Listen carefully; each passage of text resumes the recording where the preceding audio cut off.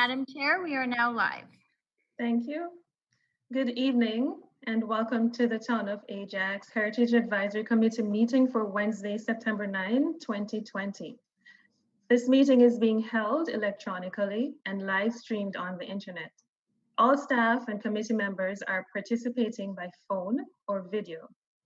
All regular practices and procedures of the committee continue to apply during this electronic meeting. If we do encounter any technical difficulties, we may take a brief recess while they are resolved. Thank you for your patience. We will now proceed with the meeting. Before moving into the discussion items on the agenda, I would like to ask if there are any conflict of interest from the committee members with any items to be discussed this evening. Okay, seeing none, thank you. With regards to the minutes of our previous meeting held on the 3rd of June, 2020, may I have a motion to adopt the minutes? I would like to move the minutes of the meeting on June 3rd be approved as posted, barring Okay. any errors or omissions. Okay, moved by Stephen. May I have a seconder? That's Jeff. Okay, seconded by Jeff, thank you. All in favor? Thank you, that is carried.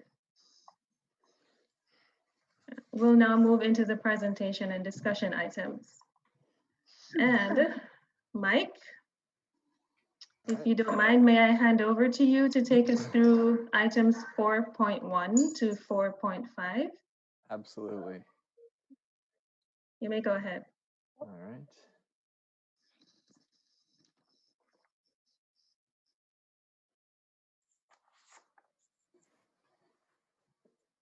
Okay, can everyone see the screen? Yes. Yes? Yes, we can. All right. So there are, as Camille mentioned, there are a few items I'll be going through today. The timing in the agenda may not be exact, but for the whole pile of these items, I'll remain within the hour, so don't worry. All right, so we're going to start with the Daniel David Palmer plaque unveiling. So just a quick recap, I'm sure everyone remembers this item has come up a number of times at previous meetings, but back on April 3rd, we made a motion to erect a plaque commemorating the birthplace of D.D. Palmer and to erect that plaque on the grounds of the Audley Recreation Center. And then on September 4th of last year, we made a motion to approve the plaque text, which resulted in getting that plaque cast and then delivered to the town. At the time of the last update, there were some issues with the condition of the plaque, as there was some damage during its shipment from Australia over to Ajax. But we've had all that looked at. The plaque was refurbished. It's now back with the operations department and ready to be installed. So we are moving ahead with the event on Friday, September 18th at 3 p.m. So that's 9 days away from now. What we decided is, due to COVID-19, the attendance at the event is going to be limited to members of council and members of the Heritage Advisory Committee. The communications team will also be out at the event to ensure that it's live streamed for anybody that wants to watch online. So in terms of the actual plaque location at the Audley Recreational Center, we landed on a spot in the garden across from the main entrance, just south of the skate park. So here's a photo. I've just sort of clipped a photo of another plaque into its position there, so you'll get a sense of where it'll be located. We did look at a few different locations. We tried to, ideally we would have liked to have something closer to the intersection of Audley and Taunton, but I think one of our other priorities was to ensure that there would be high visibility. And the area out near the main entrance seemed to be the best in that respect. There's bike locks in this area. There's a main pathway. There's some other art installations. So overall, I think it'll be quite a good spot where a lot of people will see it. So in terms of the agenda for the event, It's going to be fairly quick, probably about half an hour at most. We're going to start with greetings from the mayor, and then we were actually able to contact Dr. Jeremy Barkman, who's the individual who contacted us originally and sort of brought up the idea about erecting a plaque to D.D. Palmer. So Sarah reached out to him and asked if he would be interested in delivering some remarks, and he said he would absolutely love to. So there's a photo there of Dr. Barkman. He actually studied at the Palmer Institute. So he's as well-versed as anybody would be in the history of D.D. Palmer and how the sort of founding of chiropractic came into place. Once we have the remarks from Dr. Barkman, we'll be doing a photo opportunity. And then one of the sort of discussions I want to have tonight relates to refreshments or some kind of more social activity following the event. So there's still, although we're only 9 days out, there's still a little bit of work that has to be done. I've been working with operations to ensure that they get that plaque installed prior to the event. So I don't think it's up yet, but I'll be touching base soon to make sure that they can do that in the next 9 days. There's also some work that has to go on in terms of writing of remarks. So I'll be providing some high-level remarks to the mayor's office that he can work with then to craft his own remarks for the event. But then the items I wanted to discuss with the committee here relate to some of the logistical items. So in the past, we had discussed having a sound system. We have a portable sound system from recreation that we use for tours and that sort of thing. I'm not sure if it's going to be necessary anymore with a smaller crowd, but also with the fact that we're going to be live streaming this. That's something I'll probably have to discuss with communications, what the best option is there. So I can do that I'll follow up with them tomorrow. But in terms of refreshments, so we do have a budget available for refreshments at these types of events. But as you're all aware, generally these events are quite different. There's a large social component to them. We're not having to worry about social distancing and that sort of thing. So this is something that I'm not sure if we do want to move forward with. And when I get to the bottom of this slide, maybe that's something that we can just open for discussion and get some feedback from some of the members of the committee here. Similarly, we typically take advantage of having our display at these events so people can come to understand the work that the Heritage Committee does, with the only people in attendance there being us and the members of council. Again, I don't think that's going to be necessary. And then the last item here is just about any furniture or related things that we want to have out at the event. The event's quite short, so I don't think we're going to need any chairs. I looked at the weather forecast, which can never really be trusted 9 days out, but at this point, it looks like the weather's supposed to be fairly decent. So, you know, I don't know whether we should take the safe approach and try to find some shelter. Brenda, do we have some sort of shelter that is branded with the Ajax Archives or Heritage Committee logo? We do have a sunshade, and two sides are the Heritage logo, and the other two are the Archive logo. Okay. And what's the... Find it though, because it's supposed to be stored at operations, but the last time I had some difficulty locating it. If you feel we should have it up, then I can contact operations and see if they can locate it and set it up for us. Okay, well, maybe what I'll do with that one is I'll contact them right away and see if they can locate it. And then maybe we'll just kind of hold on at this point until we get closer to the event to determine whether or not we think it's going to be necessary. Okay. If it's, you know, if the weather forecast looks good, I don't want to go through the trouble of, you know, setting that all up for a half-hour event if we're not going to need it. But if there's any chance of showers, then I think it does make sense for us to have some shelter out there. Well, if they can find it, I can always just put it into my car and bring it there. It's not difficult to set up. Okay. Fairly simple. Okay. So I think we'll do that then. Now, in terms of refreshments, what are people's thoughts? Any thoughts in general on this? It's I would- COVID. Sorry, Pam, what were you going to say? I was just gonna say, it's like, you know, there's all kinds of requirements needed for COVID, et cetera, right? So I don't know. I think, I don't think know we if it's should. necessary. I don't think we should either. Yeah. No, and it is quite a short event. So, I mean, when these events tend to get longer, it's nice to have some sort of refreshment there for people in case they need them. But with a limited number of people in attendance, a very short event, I think I agree that it's probably in our best interest to avoid all the hassle with the refreshments.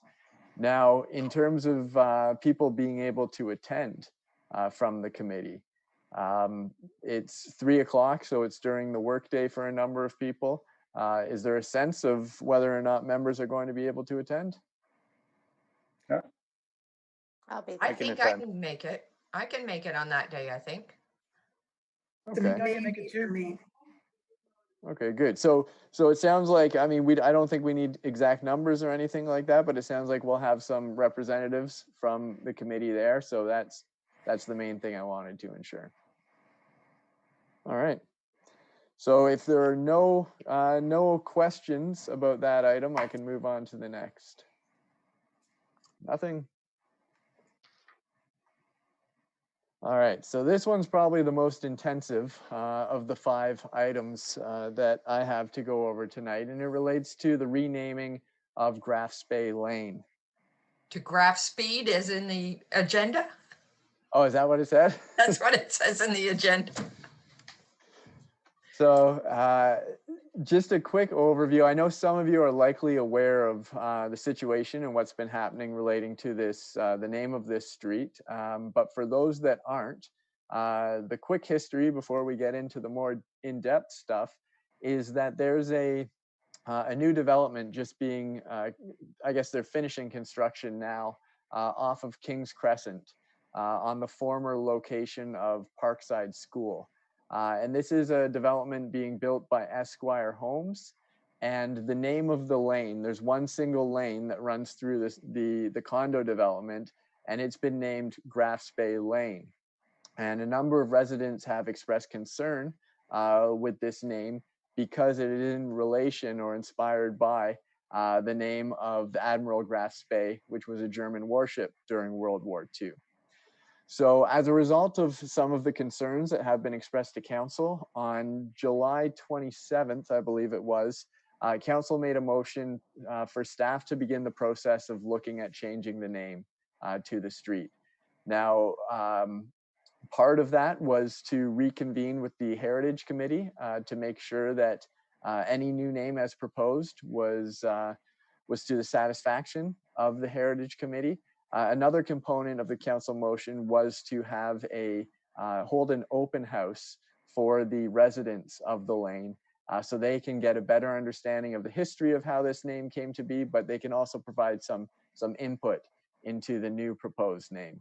So moving forward from this slide, what I'm going to be referencing is the slide pack that I've been developing for next week's open house. So there are a number of slides within this package that I'm just going to speed through because I don't think they're as relevant to the Heritage Committee, given that we already have a fairly good understanding of the history of Ajax.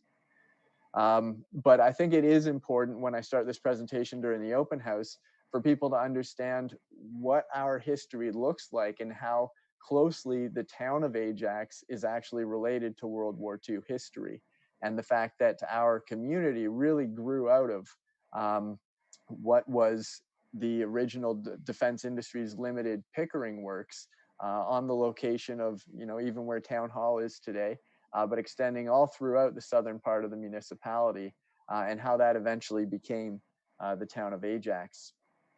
So just highlighting during that presentation some of the stats associated with that production facility, just so they can understand the magnitude. But also, as I mentioned, how you know, a bunch of people coming to Ajax. Well, it was Pickering Township at the time. How all of them coming into one place actually created a community that was not originally intended to be a permanent community, but as people put down roots there, it's somewhere they wanted to stay, and investments continued happening in the community, and eventually it did become what we now know as Ajax. Meanwhile, I think when we consider this history and what was going on here, I mean, everything that was happening at DIL was as a result of the war effort happening overseas.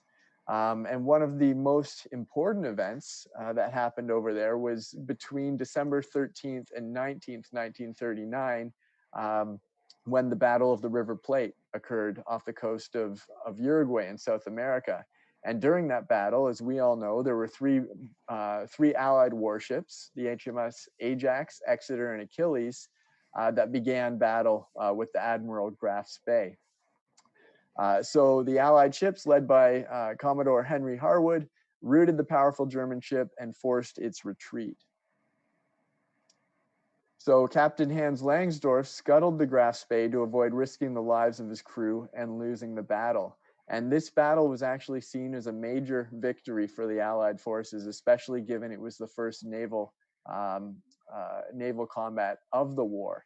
And at that time, the names Ajax, Exeter, and Achilles became known worldwide and became used as a symbol of courage and determination following that battle. So simultaneously, or just shortly thereafter, I should say, as the DIL community continued to grow, there became need for its own post office, because with all of this influx in new residents to the area, the post office in Pickering Village could not quite keep up. But in order to have a post office, you also need to have a town name. So DIL hosted the contest to name the community. And as I'm sure we've all heard many times before, there were lots of names considered, things like Dillville, Dilco, Powder City, but Ajax was also considered, and that ended up being the name that was chosen for the town. And it was actually retained even beyond that point when the town officially became a town in 1955. So this history, as it relates to sort of legacy from World War II, continued right on through the street naming within the town. So in 1958, shortly after the town became a town, Ajax introduced a street naming policy requiring that new street names be named after personnel serving on the HMS Ajax. Well, as time went on and the community began to develop more and more, those names started dwindling. So at some point, we actually decided to expand that list of names also to personnel that served on HMS Exeter and Achilles. And over the last few decades, there have been a number of occasions and events that have inspired us to open up the list even further. So one example of such is in 2014, when the decision was made to also add personnel names from the 8th HMS Ajax. So the current policy that we have in place dates back to 1997, but it really follows those main sort of tenets that I just went over. And it requires that street names reflect the names of veterans. Now, this is achieved by us maintaining a reserve list of names of streets that have not yet been chosen. And these are to be chosen by the town anytime there's a new development. Within this list, we also often name priority names. And this is based on either requests from the families of the individuals, or in some cases, it relates to impending travel plans from those families to come overseas to visit Ajax. So obviously, if somebody's making an effort like that and there's going to be a new street, we try to align that with the name of the family that's going to be visiting. So there's a large sort of commemoration and celebration process that happens as that street is named. Now, also within the current policy, there is a section that allows for names to be chosen that aren't necessarily the names of veterans, but in order to do this, those names have to first be approved by council. So how we ended up with GRAF SPEE as a name for a street was back in May 2017, a town councillor who also sat on the Heritage Committee at the time made a suggestion for adding GRAF SPEE to the reserve list. And this was meant to commemorate the name of the only ship in that Battle of the River Plate that had not yet been represented in the town. So obviously Ajax is represented in the name of our town. Achilles and Exeter are already street names. So the idea was to add GRAF SPEE as a street name to sort of round that out. And the sort of intent behind that was, without the GRAF SPEE, we would not be living in a town called Ajax. So that Battle of River Plate is a very important one that should be commemorated. So at the time, the Heritage Committee agreed and made a motion for this to be for this name to be added to the reserve list, and that was subsequently approved by council when they reviewed the minutes of the Heritage Advisory Committee meeting. Now, I'm not sure exactly what initiated the response that we received from the community, whether it was just discussion about the name or whether it was the street signs going up. But not too long ago, we started getting a lot of comments from residents that were quite concerned about the name. So I guess taking a step back, the way that it got implemented to this particular development was when it was brought forward to the Heritage Advisory Committee, there was also, this development was actually at the Ontario Municipal Board. So it was, getting to the sort of end of the process for the planning approvals. And it was a logical fit. Number one, because of the timing, but I think, and this is me just trying to connect dots here, but I think it was also because the area that it's within is largely developed and has been developed for many, many years. So I imagine there was some understanding that, this was a good opportunity to get the street name GRAF SPEE in somewhat close proximity to the streets that are also named after the other ships, so Exeter and Achilles. So I think those things just kind of aligned, and this was the location that actually received the GRAF SPEE name. Now, as I mentioned, there was a lot of opposition to this name from residents because it does reflect the name of a German Nazi ship. So I mentioned already the council request back on July 27th. Tonight, we're on the next slide, I'm going to be introducing some new names and at least the name that is being proposed at the staff level to see if there's support for that. That will then be forwarded to the residents during an open house next week on September 16th. From there, we'll put a report to GGC in October, and then by the end of the month, that'll be ratified if we do move forward and everything is a go in terms of renaming the street. So there were 4 different options that were considered. The first was sort of the status quo, keeping the name GRAF SPEE. The second was HASSARD short. And this is I would say the top priority name on the reserve list of veteran names. The third option was a name that was specifically added to the reserve list with the intention of it being applied to this development, and that's Parkside School. And then the last name is one that was actually requested by the developer of the area, Esquire Homes, and they requested that they have the name of the street named after their development company, because this is also a private road going through their private development. So when looking at these names and evaluating them, I think the easiest way was to come up with 5 different evaluation criteria and then to judge each name according to that. So the first thing we looked into is the name likely to avoid causing offense or harm to Ajax residents? Well, we know the name GRAF SPEE has already done that. We've already seen that a lot of people have been offended by this name and do not think it's appropriate. HASSARD short, I don't think there's going to be much conflict there. Same with Parkside School. Esquire, I sort of gave half marks to here because I think whenever you start naming things after developers, there are people that tend to think that's not an appropriate means moving forward. I agree. So the second option here was, does the name align with the general intent of the street naming policy? So obviously we've had this policy for over 50 years. It's something that's been working with the town, and it's something that the town has built its identity around. So it's important that when we do name streets, that they do fit within the general intent of this. So knowing that our whole history comes out of the Second World War, I think that the GRAF SPEE name does sort of honor that intent, even though it's not necessarily the name of a person serving on a ship, as does HASSARD Short. Parkside School and Esquire do not.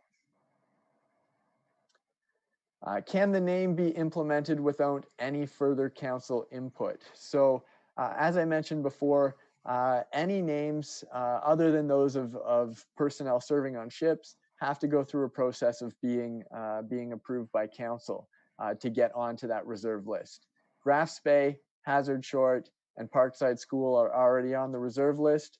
Esquire is not, so it would have to be considered again by council, which sort of puts it behind the others. Does the name have any relationship to the local development context? GRAF SPEE I gave half points to because, as I mentioned, it is in the vicinity of the other names after the other streets named after ships. But with that said, I mean, there's nothing specific about this development that really calls for the name GRAF SPEE. HASSARD Short, there's absolutely no connection there. It's just the next name on the priority list. Parkside School does have relevance to the local context because this was the location of the former Parkside School, which was built, I believe, in the late 1950s. And then Esquire as well has context there because it is, as I mentioned, the location of an Esquire Homes development. And the last item here was, does the name prevent any potential issues of precedent? So what I think we want to avoid here is we don't want to make a one-off decision that then future parties can reference to say, well, we should be able to name the street whatever name because look, you did it in that previous occasion. So GRAF SPEE, again, half points here because although it does sort of follow the intent of the street naming policy, it doesn't really, follow that, follow in the sense of being a veteran's name. HASSARD Short absolutely does not set any precedent because it just really follows our existing policy. Parkside School, again, I gave half points to because, as I mentioned, it already made its way onto the reserve list before. However, if we start naming everything after things that had existed on the site before, I don't think that's something that's always in our best interest. So I think we need to be careful when we start moving forward with that in that direction. And then Esquire, I think it absolutely could set a precedent in terms of other developers wanting to carry forward their names on new streets. So, I mean, this was a very high level review, but it did, I think, give everything sort of an objective scoring based on some of the things that we considered to be important. And in the end, the name HASSARD Short being the priority name from the existing reserve list scored the highest, and as such is the staff recommended option. So a little bit about that name and where it came from.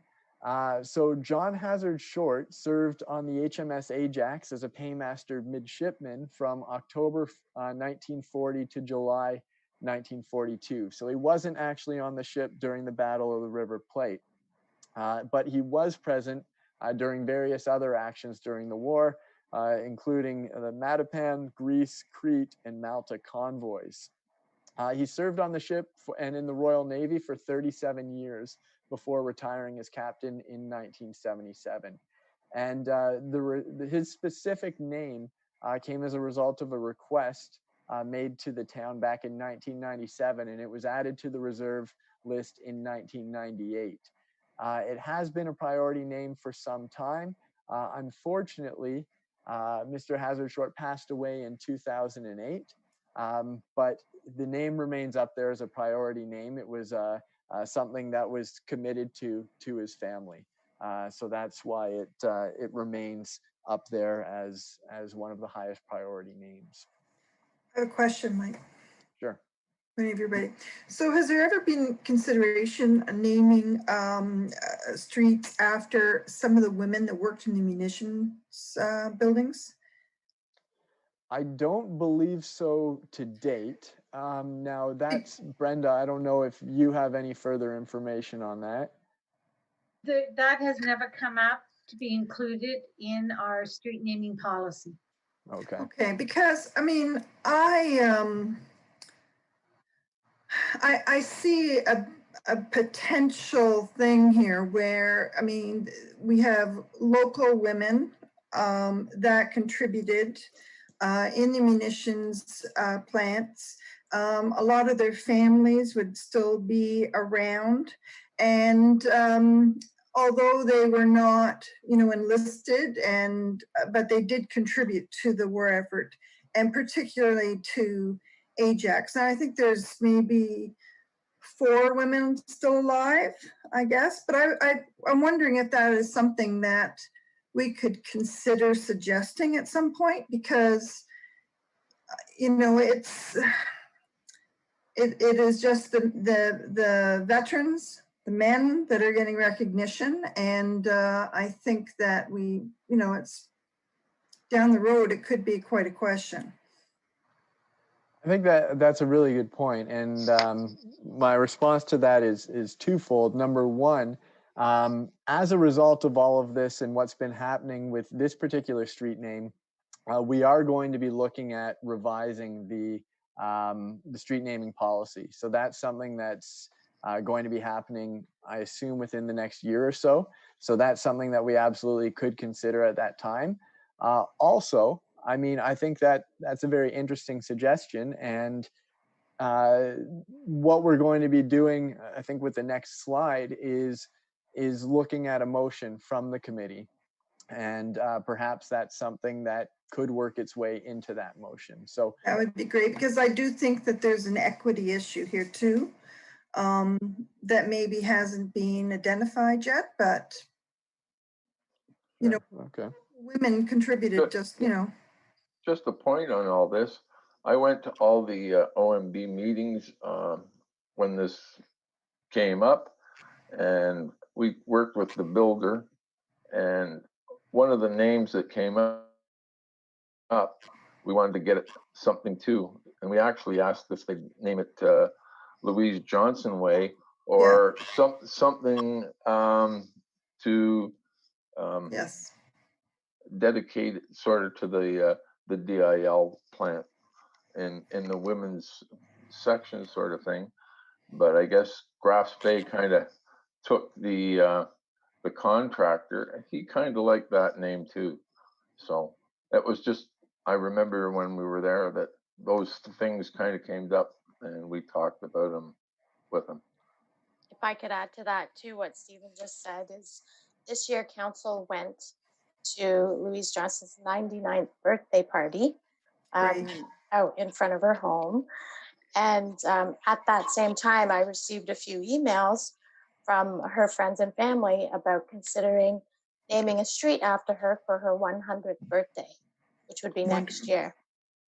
So I think that's a great idea that you brought that up, Pam, and I just want to add to that. I think that's a great idea. Thank you. I feel strongly about this because we have local heroes that contributed to the town, and I think they should be recognized. The women should be recognized. That's all well and good, but can we get Michael to finish what he started, please, before we go off on these other subjects? Yep. So I think that, as I mentioned, I put together a sample motion, but I think this discussion that just happened is a very constructive one, and is going to play into how that motion is actually made. So just following up with this slide. So as I mentioned earlier, part of the council motion that was made on July 27th was to bring this item to Heritage Committee and get our support. So really there's two things that we need to be considering. Number one is whether we're supportive of changing the name GRAF SPEE Lane. And then the second part is feedback about what we think really should be the proposed name. So I've mentioned the staff, what's recommended at a staff level, but through this discussion, there are obviously other options as well that I think need to be considered. So the sample motion that I put on the screen, and again, as I always say with these sample motions, it's just to give an idea of the type of thing that we're looking for. By no means does this have to be the motion that council made, or that the Heritage Committee makes. So this sample motion is that the Heritage Advisory Committee support the renaming of, oops, I spelt it wrong too, GRAF SPEE Lane to HASSARD Short Lane. So there are all kinds of variations of this that the Heritage Committee could bring forward. And this is really your opportunity, I think, to kind of open up for discussion like we just had on the last slide, maybe continue that on and consider if this is the motion that you want to support or if you want to revise this to something else. Michael, I've got to ask a basic question here, if I may. What percentage of GRAF SPEE Lane actually objected to that name? I don't have an exact percentage. We did receive a number of emails or letters from either residents or prospective residents, but we also received some letters from people outside of the actual development. So with the open house, what I've done is I've put an invitation out to all members of the street and asked for them to register for the open house. There have only been a few that have registered so far. So there are, I believe it's around 35 units on this street. And I think we've had maybe 4 or 5 register for the open house at this point. That's not enough. I mean, did you have the same problem with Langsdorff? Yeah, that was my comment, was bring a point that Lansdorf has also got a street named after him. And that was done, I believe, without any, confrontations or anything about it. Well, there was absolutely confrontations about that one. So because as I mentioned, we're going to be looking into revising the street naming policy altogether. One of the things that both Brenda and I have been doing is going through the old file for Langsdorff to see what the response was and how that was actually added to the list and the council motions and so on and so forth. And it was a very, very hot media item. There were people that felt very strongly on both sides of the debate. So there were obviously supporters, but there were people that said there's no reason for Ajax to be naming a street after any person that served for the Germans when we still have Allied veterans that haven't had a street named after them. So it is something that even lately we've received a few more letters saying not just should we be changing the name of GRAF SPEE, but we should be going back and renaming Langsdorff. So that isn't the priority right now. The priority right now is GRAF SPEE because we have residents moving in and because we want to do what we can to sort this out in the near term, because all of these people, as you can imagine, are changing their addresses to reflect their new street name, and we may be in a position where they have to go through all that again. So Langsdorff is I think it's an important comparable for us to consider. But it's a separate item. Quite frankly, if you don't get more than a vocal minority, this shouldn't even be on the agenda. There should be at least a majority of people on that street that want it, not a minority. So your numbers are very important. Yeah, and when this was considered by council, it was a majority at council that wanted to see the renaming. So I believe the vote was 6-1 there. In terms of renaming the street. I'm not talking about the council, Michael. I'm talking about the residents. Yep, no, I understand that. And I was just shedding some light on the council vote. If I could make a comment on the messages that I received. I received about 15 to 20 between emails, phone calls, and stopping in the street, and other forms of social media that reached out to me to express their concern about the naming of GRAF SPEE Lane. And some of them were moving onto that street. Many more were neighbors in the community who saw the signs as they were walking by. So most of them were people who had lived in Ajax for many years, who knew the history and were opposed to that street name. So that's just my own experience. I know the mayor also received contact, and I believe some of the other councillors did as well. And at the same time, that was brought up were people who knew about the naming of Langsdorff, who also had concerns about it, who I think were repeat residents coming back for another attempt at letting their concerns know about Langsdorff as well. So I just want to ask, is this an opportunity then to name the street after Louise while she's still alive? So I think this is absolutely an opportunity for the Heritage Advisory Committee to put that out in the motion. Whether or not that is the end result, I can't say with any certainty. But if that's something that the committee wants to see, I'm sure it would at least be evaluated as one of the options.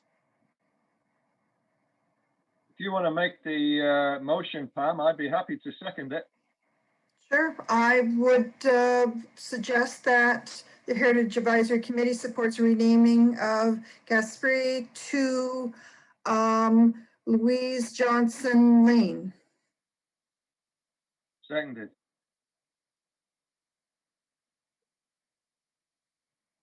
Do we all have to agree, or how's this work? All in favor of that motion? Show by raise of your hands. Like all in favor.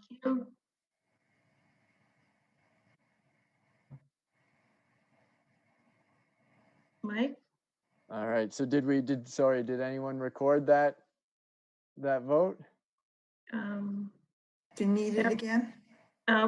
By show of hands again, support to the motion. That's 1, 2, 3, 4, 5, 6. 1, 2, 3, 4, 5, 6, 7.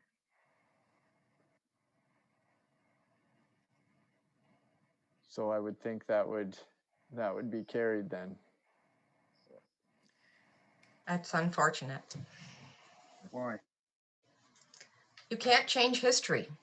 And I'm wondering whether a lot of this about the name is coming up with the situation that's going on in the States, and the whole political climate control is going one way without the other.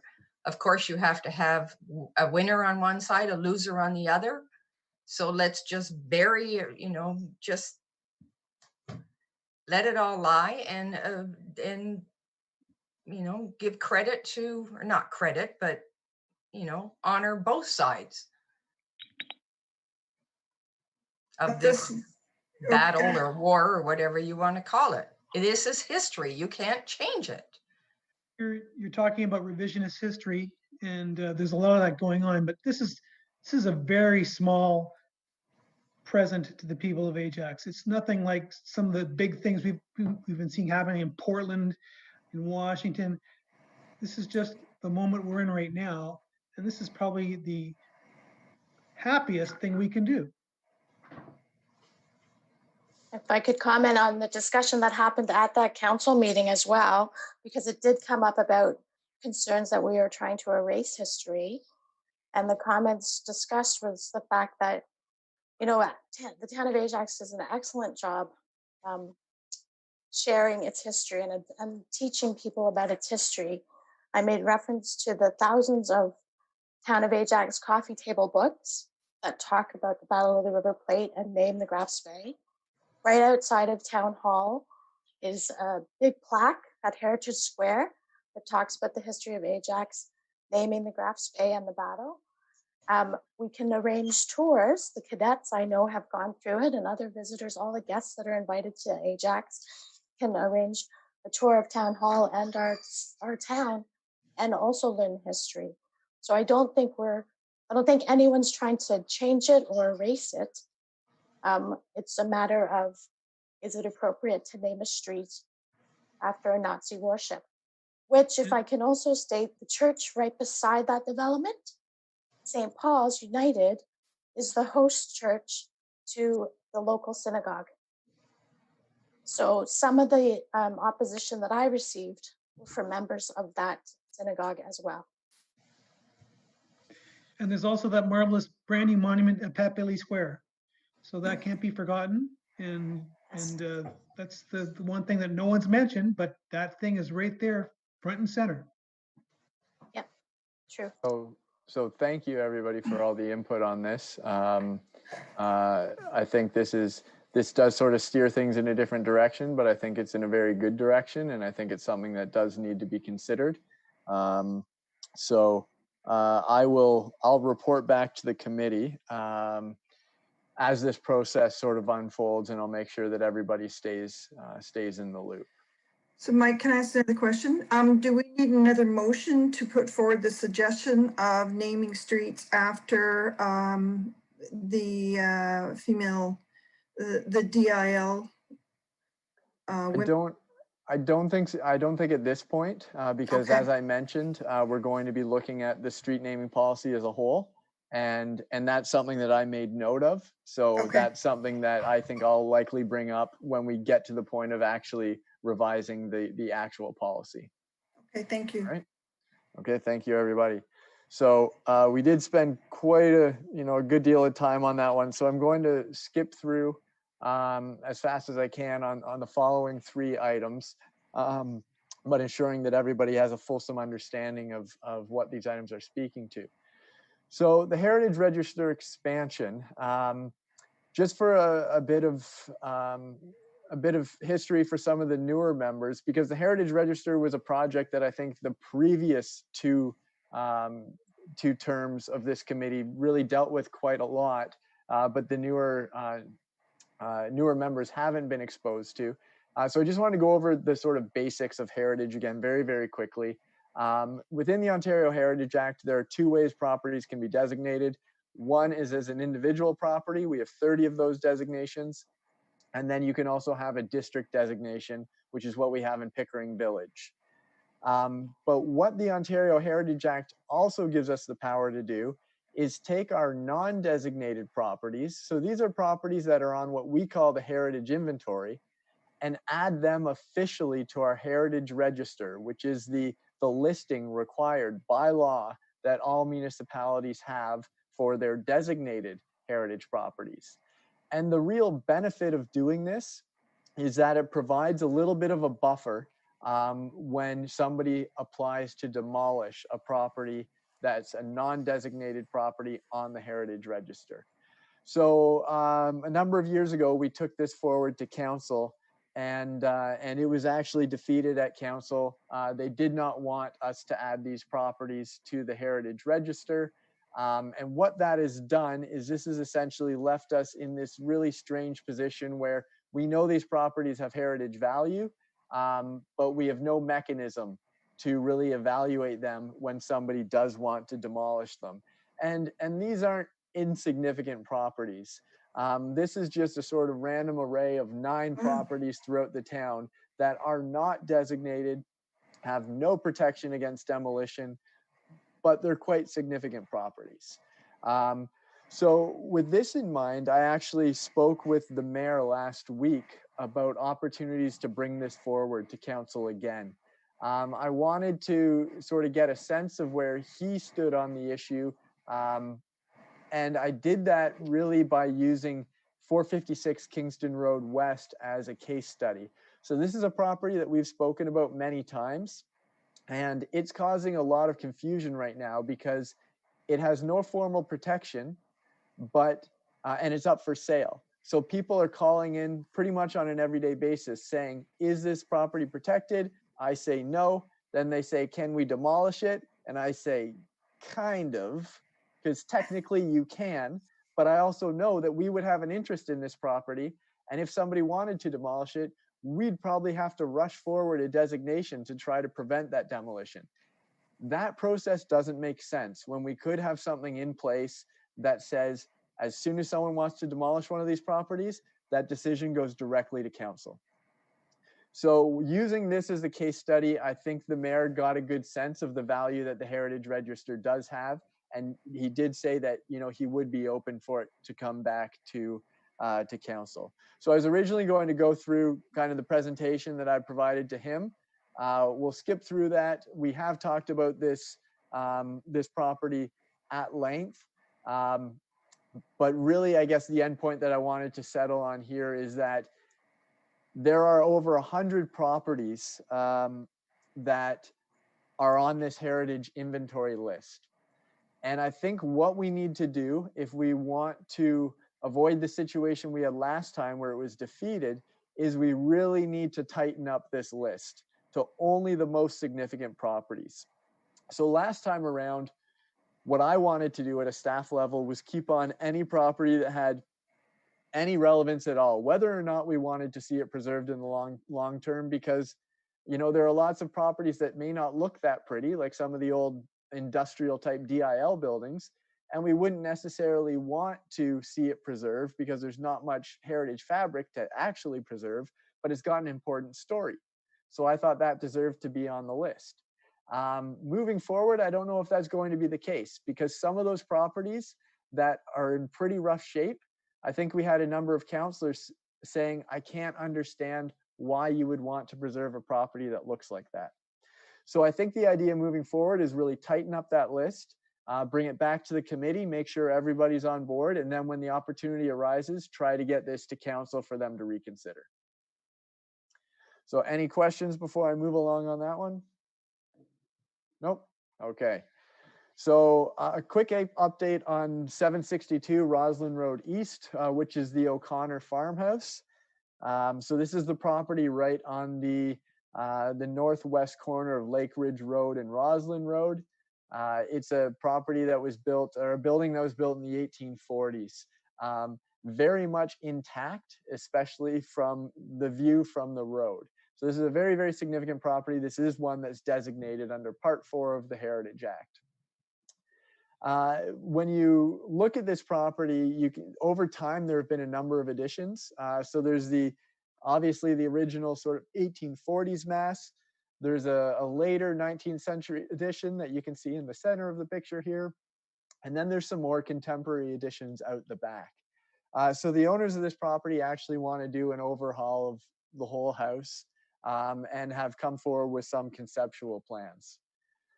So the initial rendering looks like this. So the main mass of the house would be generally preserved, and there would be an addition, sort of a garage addition, coming out of the eastern side, and then on the western side there'd be another addition which would serve to host the main bedroom.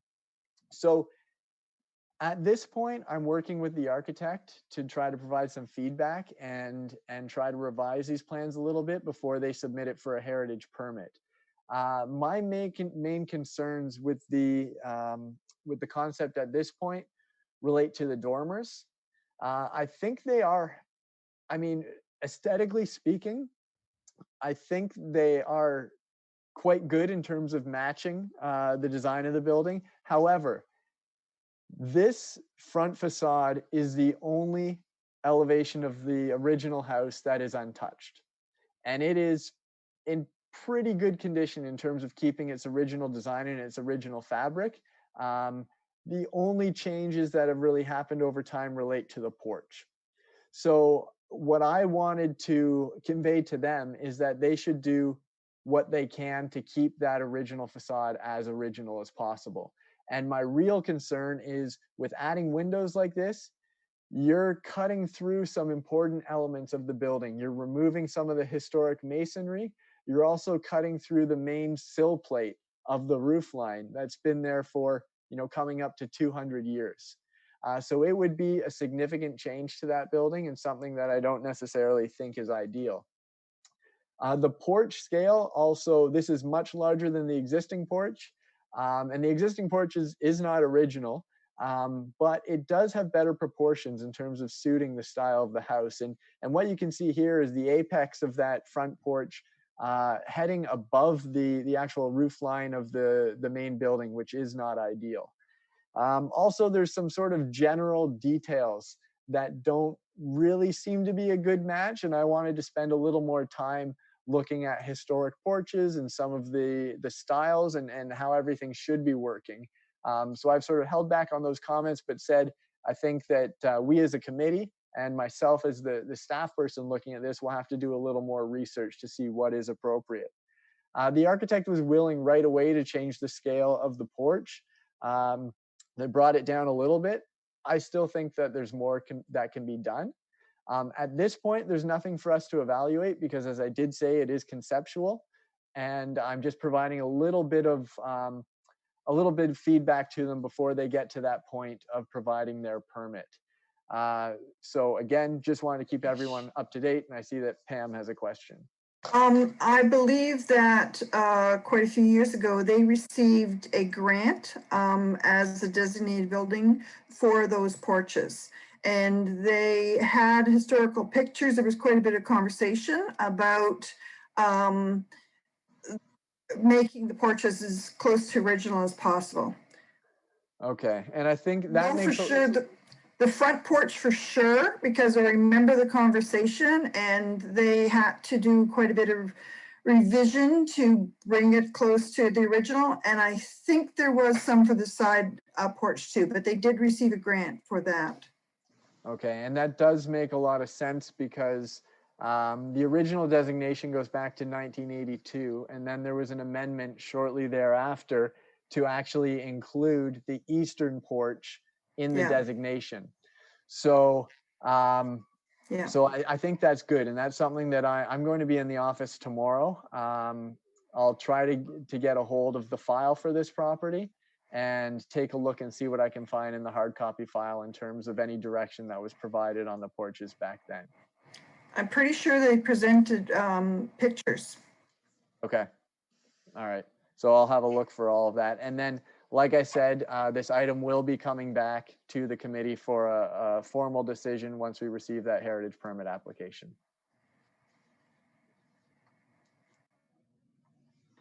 Okay, lastly, just a quick update on 244 Kingston Road, which is the property in the RioCan development.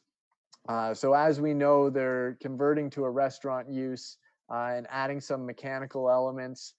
I issued the permit on July 10th, saying that they could add all of the new mechanical structures, provided everything was all screened from view, and provided that the vent on the roof didn't actually extend beyond the apex of the gabled roof. They were all good with that. And then when they applied for their building permit, we ran into a bit of an issue because there are some issues relating to the fire code. So the first thing that's come up is the height of that rooftop vent may have to be raised because of the fact that the building's clad in cedar shingles, which are combustible. So that makes sense. I think the bigger impact item is that there's a standard in the National Fire Code that requires any rooftop ventilation being surrounded by a sort of some sort of platform for regular maintenance. So the applicant has actually said they don't want to do that because it will interfere with the aesthetics of the building, and they've looked into all kinds of options in terms of, you know, when they need to do maintenance, just getting a cherry picker, or even installing like foot holsters on the roof and different things that they can latch onto for security. However, the fire services at the town has said that doesn't meet the code, so they will need to build some sort of a platform along the roof of this building. So that's again something that is going to have to come back to the committee once we figure out exactly what that's going to look like. So any questions on that? No.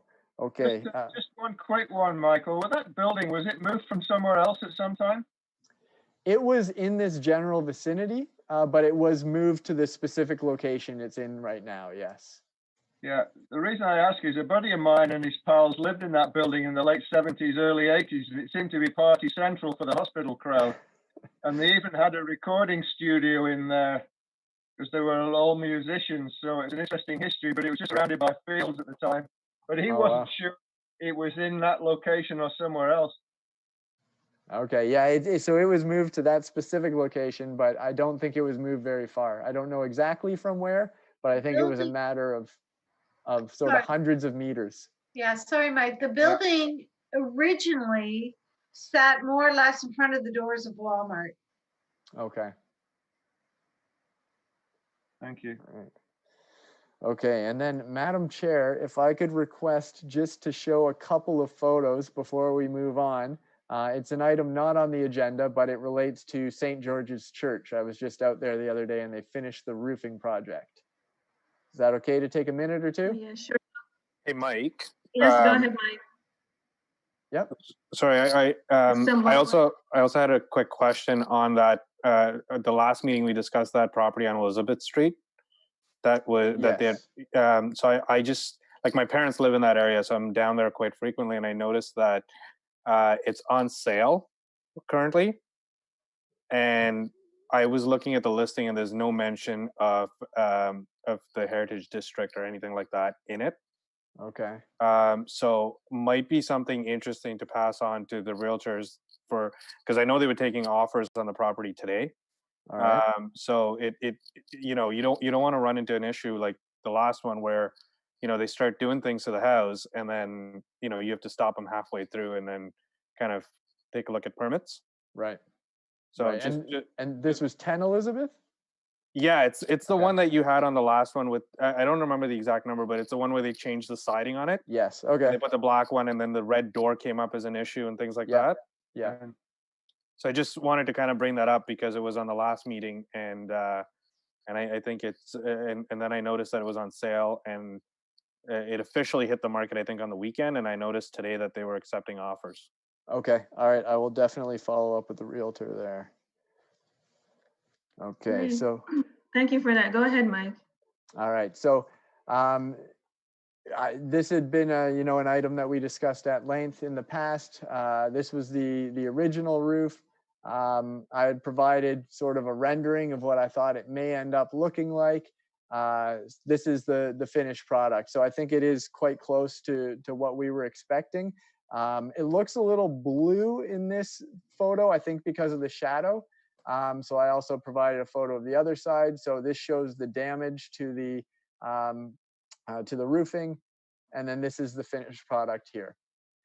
Nice. So just to give people a sense of the difference between the authentic material, which we talked about all that variation in color, especially over time, compared to the more uniform pattern of the Enviro shakes. But when you look at the actual sizing of the individual shingles and that sort of thing, I think it's pretty good. The general profile's maintained, but there is a fairly significant difference in terms of color and texture, and we'll see how that sort of ages over time. But I know that the church is quite happy with it. They're happy to have something that's on there now and no leaks and no raccoons able to lift up the tiles. So this has been a long time coming for them, and they were very happy to get the support they needed from our committee. Okay. All right. Thank you, Mike. Are those all your comments? That's everything from me. Okay, great. Thank you. In the interest of time, I'll move right into the next agenda item. Brenda, may I ask you to take over from 4.6 to 4.8 first, please? Okay. I had sent out an email, or actually Sarah had back in June, I believe it was, to get a consensus of what the members wanted as far as some swag for the heritage part of the committee.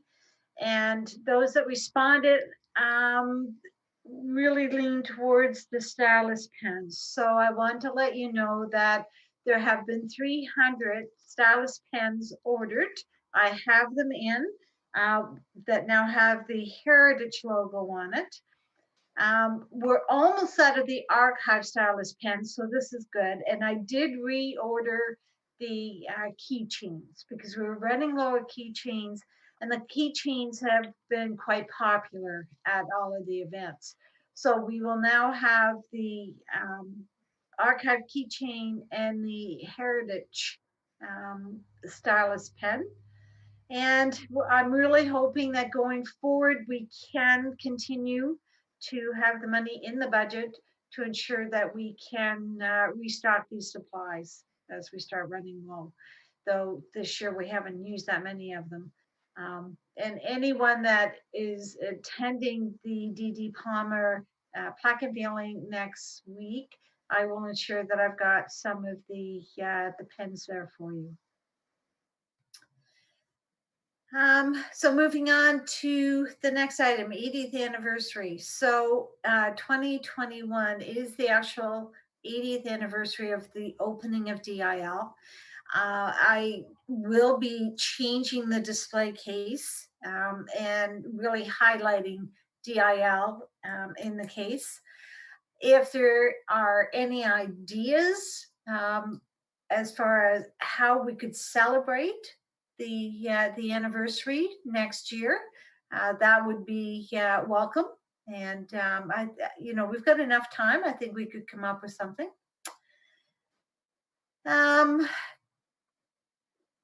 If you remember, we were supposed to have the veterans, the HMS, Ajax, and River Plate Veterans Association and their members here in 2020 to celebrate the 65th anniversary of the town. Unfortunately, due to COVID, all of those events had to be canceled. I have been informed that everything is now being rescheduled for June of 2021. So we will still have the association and the veterans and the guests coming next year. All of the street dedications that had been planned for 2020 will be rescheduled for 2021. I know it's going to be in June, but I don't have any specifics on any of the dates right now, and we'll keep you appraised of that as I get more information. And that's all I had. Any questions, comments? Okay. Thank you, Brenda. Number 5 on our agenda, are there any correspondence? No, being none, we'll move on to update from Council. Councillor Bauer, would you like to update us on anything today? Sure, thank you, Chair. Just wanted to let everyone know that the Council has resumed the fall session. So we've started up on our meetings. We had our Community and Affairs Planning meeting last night and approved some updates and changes to the Council Code of Conduct and Procedural Bylaw. And we have our General Governance Committee meeting next week, followed by our Council meeting following. So it's been quite busy. And today, I don't know if everybody saw the big announcement that Amazon is coming to Ajax with a big fulfillment center just at Salem and Rosslyn behind the movie theaters there. And it's about 1,000 new jobs in the town. Wow. So that's very exciting news today. That's it. Thank you. That's awesome. Yeah. Any comments from anyone on anything here? No, thank you. Very efficient meeting today. Is there any other business that anyone would like to put forward today? Can I just ask Sarah a question, please? That's Neil. Yes, go ahead. Sarah, is there an intention of hiring a new member in lieu of Wayne's departure? Through the chair, thank you for the question. So just to go formally on the record, we have received the resignation from Mr. Hankston as a member, as he's no longer a resident of Ajax, unfortunately. We do have a strong complement at the moment for committee membership. So due to the current situation with COVID and being a remote meeting environment, we're not looking to do an active recruitment at this time. We do have a strong membership to carry us forward. However, as things open up and we proceed through the pandemic situation, we will look to fill that vacancy. The reason I asked the question is one of the former members of the Environmental Committee that I met last week expressed an interest if a vacancy became SPEE, so we'll keep that one under our belt for now. Thank you. Please do. We're always eager to hear people interested in becoming involved with the town. We will, when that time arises, be posting online as well through our social media channels and through the news advertiser. So we will make sure that the word is quite public for all of those that may be interested in the opportunity.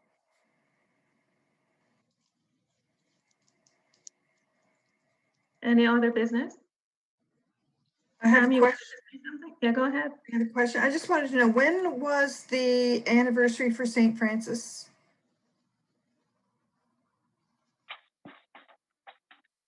I can't remember. I think that's next year. Sorry. The anniversary for St. Francis is in 2021. 2021, when, like what month, do you know? I Summer? don't know if we have the exact month that the church was completed, because it was being built for many years. Okay. But I have actually asked Robert Gruber to advise me as to what the status is of the events, because everything unfortunately has kind of gotten put on hold. And when I have some more information from him, I'll report back to the committee hopefully next month with an update. Okay. Thank you. Okay. Any other questions, comments? None? Okay, great. This concludes our meeting then. May I have a motion to adjourn? That's Councillor Bauer and Jay Wood as seconder. Thank you very much. Thank you.